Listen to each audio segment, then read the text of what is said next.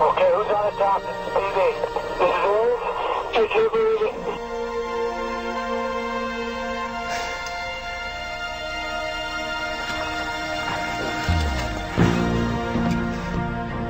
Erik Weihenmayer is a mountain climber. He is one of the youngest ever to scale all 7 summits, the world's most challenging and difficult peaks. McKinley, Kilimanjaro, Aconcagua, Vincent Massif, Everest, Elbrus, Kosciuszko. Erik Weihenmayer is a world-class athlete. He has cycled the length of Vietnam, runs marathons, skis, skydives, and paraglides. He is not a daredevil. He takes calculated risks, approaches each new challenge methodically. He knows there will be failures, but he also knows it is possible to touch the top of the world. Erik Weihenmayer is blind. I got this newsletter in Braille from a group taking blind kids rock climbing for the first time. Now, I grew up in Connecticut. It's as flat as a pancake. And I remember taking my hand and running it up the wall of my room and thinking, that sounds insane. How would you ever get your body to stick to the side of a rock face? I mean, what a joke. So I signed up. And I didn't know whether I could rock climb or not. But I knew I could use my hands as my eyes, and I found that I could do a pull-up, and I could scan my hand across the face in a systematic way. And right before I was ready to lose strength in my forearms and fingers, I'd find just enough, a little crack or pocket or something to dig my fingers into to keep me stuck to the face a little longer so I could do another pull-up and another scan across the face. And I left a lot of blood and a lot of skin on the face that first time, but I got to the top, and I realized, I'd never catch a baseball. I'd never do a layup down a basketball court again. Those things were in the past. But in front of me were lifetimes and lifetimes of opportunity. And it was standing on the top of this rock face with the sun in my face and the texture of the rocks under my hands and the sound of openness all around me that my life was reborn. Born with a rare eye disease that left him completely blind by age 13, Erik embraces some of life's greatest challenges. He is a teacher, a coach, and a celebrated author. His book, Touch the Top of the World, describes the triumph of his vision over the challenges of blindness. A gifted motivational speaker, Erik delivers his story of determination and courage to audiences all over the world. But I have to say, it bugs me that the world, I think, sometimes writes things off as impossible a little too quickly, when maybe we haven't found a way to reach out and find those systems, to reach beyond convention, to utilize our resources. I think there's such a blurry line between the things that we cannot do and the things that we can. And the most exciting aspects of our lives is when we're able to become a pioneer and blast through those lines. When we're able to blast through those barriers that are conceived so often in our brains. When we're able to blast through those preconceptions of the way things are supposed to be done.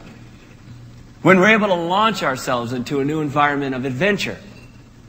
That's exciting. That's what being a pioneer is about. And everyone in this room is a pioneer. You're on the brink of some revolutionary changes in your field. You're on the front line. You're learning as you're going. You're always looking for new opportunities, new niches, new ways of teaming up with people. You're sometimes faced with dilemmas and decisions where you don't even know where to turn, where to start. You're flopping on your face. You're stumbling before you find your footing.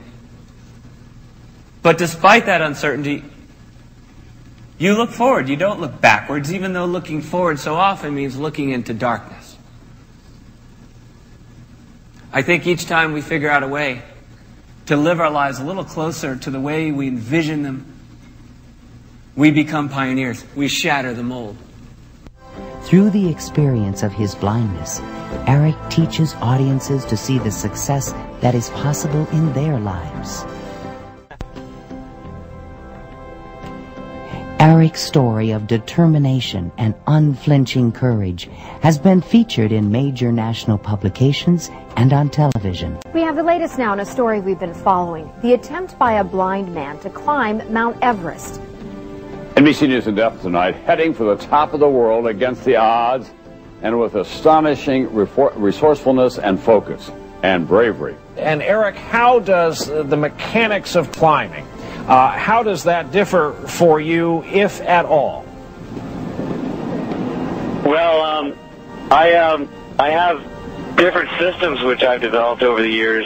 They aren't really revolutionary, but they work. I have 2 long trekking poles that I'll use to kind of feel my way through the ice or the snow, and a teammate will hike in front of me with a bell, a bear bell, and they'll kind of jingle it to the right, jingle it to the left, tell me about terrain changes and crevasses to step over and all the different things that I need to negotiate on the mountain. He made it to the top, following the sounds of bells tied to the jackets of his fellow climbers.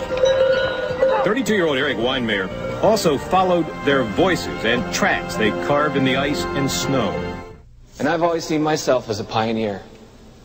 So about 5 years ago, I thought I had the skills and the talents to climb Mount Everest. A lot of people laughed, but I had enough people who believed in me. And I was really scared, not at failure itself, because I had learned to deal with failure long ago, but I was afraid of the world's perceptions if I failed. If I came home with my tail between my legs, the sighted world would say, well, of course he didn't summit. What did you expect? But I've learned something, and it's a great thing to exceed people's expectations. But from time to time, people's expectations will turn into boundaries. And the best thing to do is to take those expectations and throw them in the garbage and rise to the level of our own potential. And I figured if my potential fell short of the summit, then so be it. That was a far more honest path than being talked out of something before I started.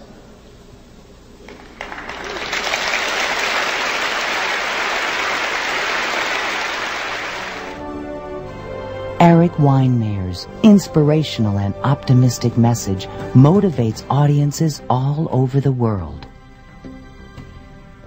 More positive feedback than any speaker we've ever had.